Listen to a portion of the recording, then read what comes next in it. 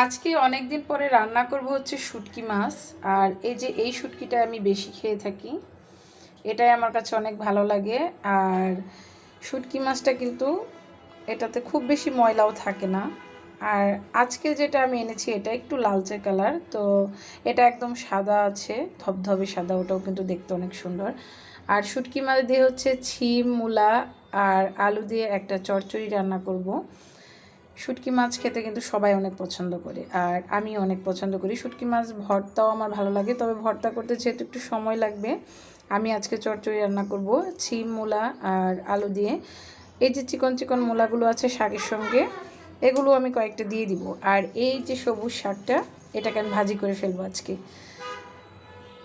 মূলা শাকও আমার কাছে অনেক ভালো লাগে, যে কোনো শাকসবজি আমার কাছে অনেক ভালো লাগে। আর চচ্চড়ি হলে তো কোনো কথাই নেই, অনেক মজা লাগবে। আর ছিমগুলো দেখতে কিন্তু বেশ সুন্দর, একটাতেও পোকা হবে না। আমি দেখে দেখে বেছে বেছে এনেছি, খুব ভালো লাগলো আমার কাছে দেখতে, অনেক সুন্দর। শাকটাও কিন্তু একদম তাজা। রান্না করে তারপর হচ্ছে খাওয়ার পালা।